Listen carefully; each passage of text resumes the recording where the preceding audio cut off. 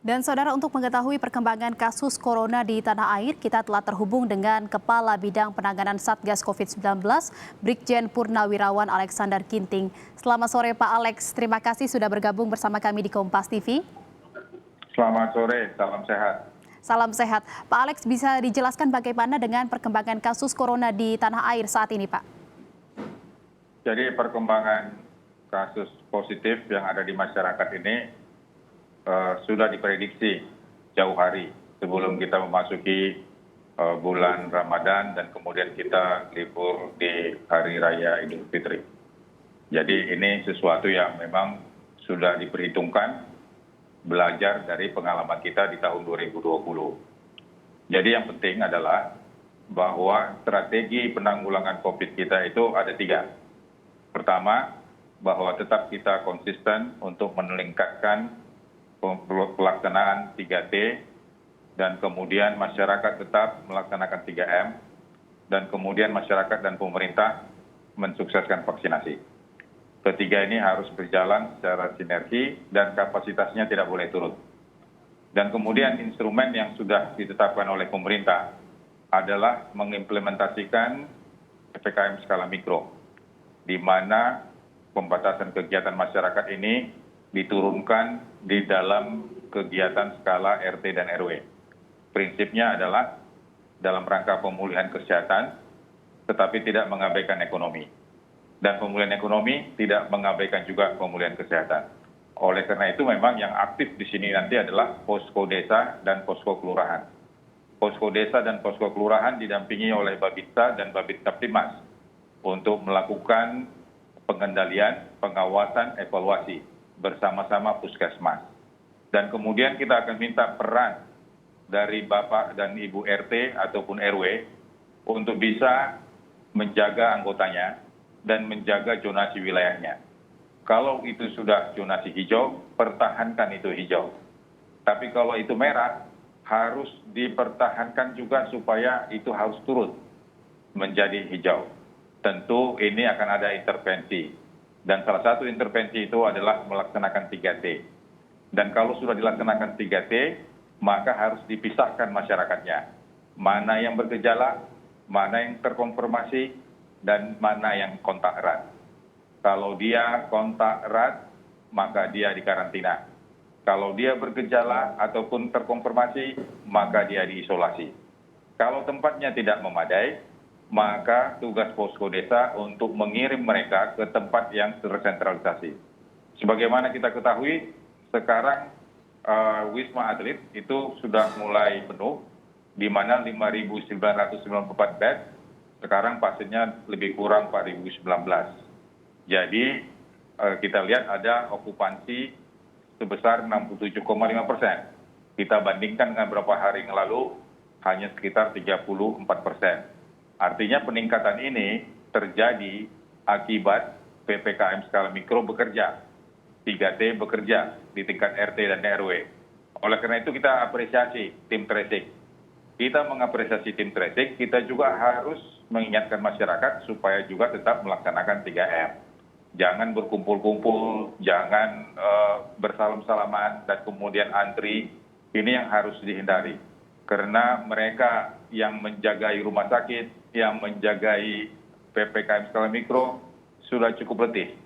Dan oleh karena itu kita harus bisa bekerja bersama-sama agar semua penanggulangan ini bisa berjalan dengan baik.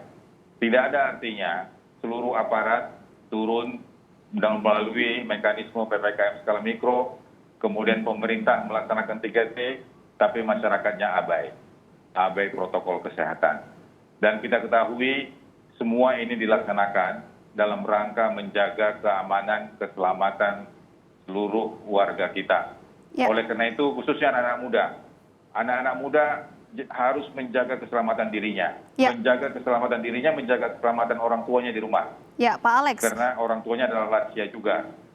Ya, Pak Alex, memang ternyata Peningkatan atau lonjakan kasus COVID-19 yang terjadi di Indonesia saat ini sudah sesuai dengan prediksi, sehingga antisipasi dan juga berbagai upaya-upaya untuk bisa menekan agar lonjakan ini tidak semakin naik gitu sudah disiapkan seperti itu ya oleh tim Satgas COVID-19 dan juga mempererat dari konsolidasi dan juga koordinasi dengan berbagai pihak terkait. Lalu bagaimana dengan ketersediaan fasilitas kesehatan Pak bagi pasien COVID-19 saat ini di Indonesia? Jadi pemerintah sudah membagi di hulu dan di hilir. Kalau di hulu itu kita lakukan vaksinasi 3T dan 3M. Dan kalau di hilir tentu intervensinya adalah rumah sakit. Kalau di hulu ada zonasi hijau, kuning, oranye, dan merah berdasarkan jumlah mereka yang positif. Dan kemudian ada yang diisolasi dan ada yang dikarantina. Jadi ini yang harus kita ingat proses di hulu. Kalau proses di hulu ini tidak berjalan dengan baik, maka akan mengganggu di hilir. Di hulu juga termasuk karantina dan isolasi harus berjalan dengan baik. Termasuk juga isolasi mandiri. Jangan isolasi mandiri itu sudah sesak napas, sudah demam tinggi beberapa hari, baru dibawa ke rumah sakit. Nanti akibatnya sakitnya menjadi sedang dan berat. Oleh karena itu isolasi mandiri boleh dilaksanakan, tapi harus dimonitor bagaimana klinisnya. Jangan klinisnya memburuk, baru pergi ke rumah sakit. Nah, kemudian rumah sakit. Rumah sakit di Indonesia ada jumlahnya 3.034. Dan rumah sakit rujukan itu ada 982. Tentu kemampuan rumah sakit jauh berbeda dengan tahun 2020. Dokter dan perawatnya sudah lebih berpengalaman. Kendati pun ada varian baru pada tahun ini yang berbeda dengan virus pada tahun lalu. Tetapi dokter dan perawat sudah lebih mampu untuk mengatasi ini. Dan rumah sakit rujukan juga sudah lebih siap, termasuk dengan testingnya dan termasuk juga dengan kapasitas farmasinya. Dan dengan demikian rumah sakit juga harus bisa menyiapkan bagaimana untuk bisa mengkonversi. Kalau misalnya rumah sakitnya bornya masih di bawah 60%, maka itu adalah zona 3. Tapi kalau bornya sudah 60-80%, maka itu sudah zona 2. Maka dia mengkonversi minimal 30% dari tempat tidur rawat inap untuk pasien COVID. Dan kemudian juga harus menambah 15% untuk ICU. Nah, bagaimana kalau bor COVID sudah di atas 80%? Itu sudah zona merah.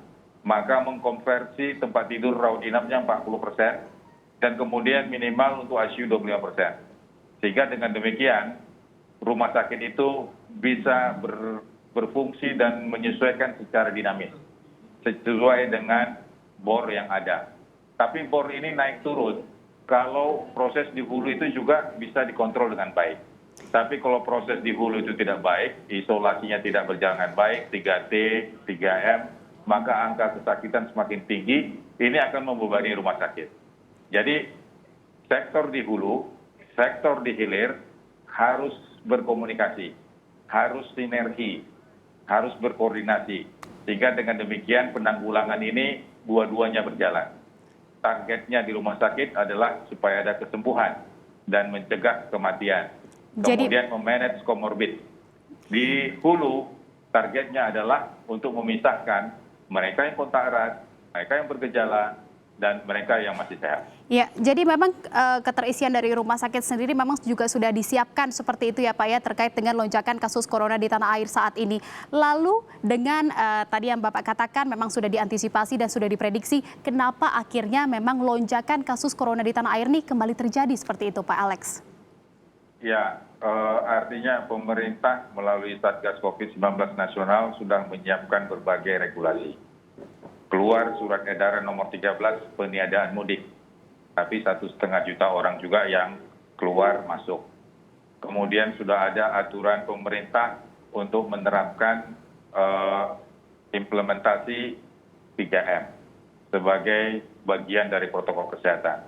Tapi orang masih antri juga ke mall, antri beli burger, kemudian pergi ke pasar Tanah Abang, sampai 100.000 orang. Ini semua yang berbuat menjadi naiknya kasus. Jadi naik kasus itu ada yang karena mudik, Tapi ada juga karena mereka yang tidak mudik tapi pergi ke wisata, pergi ke pasar, pergi ke tempat kerumunan. Dan kemudian setelah Lebaran ada silaturahmi tetangga, silaturahmi antara teman-teman, dan ini semua berakibat terjadinya infeksi. Infeksi ini terjadi kalau masih ada transmisi antara manusia ke manusia. Kalau antara manusia dan manusia ini bisa kita hentikan, maka pelandaian akan terjadi. Pelandaian hanya bisa terjadi kalau manusianya berhenti untuk saling menularkan. Itu kata kuncinya. Jadi bagi mereka yang bergejala, jangan keluar rumah. Bagi mereka yang terkonfirmasi, bisa dilakukan isolasi. Kalau tidak memadai rumahnya, isolasi yang disiapkan pemerintah. Kalau dia sudah sakit sedang dan berat, bisa ke rumah sakit. Dan kita tidak mengharapkan sakit berat. Isolasi mandiri perburukan saja harus sudah ke rumah sakit. Makin cepat ke rumah sakit, makin baik progresnya. Oleh karena itu, inilah yang harus kita siapkan. Di satu sisi lagi, pemerintah juga melalui rumah sakit harus menyiapkan logistik farmasi. Baik. Harus menyiapkan oksigen. Jangan sampai tidak ada oksigen. Karena penyakit ini yang diserang adalah paru-paru. Jadi oksigenasi jadi turun. Kenapa saturasi turun? Karena paru-parunya sakit. Kalau paru-paru kebutuhannya adalah oksigen.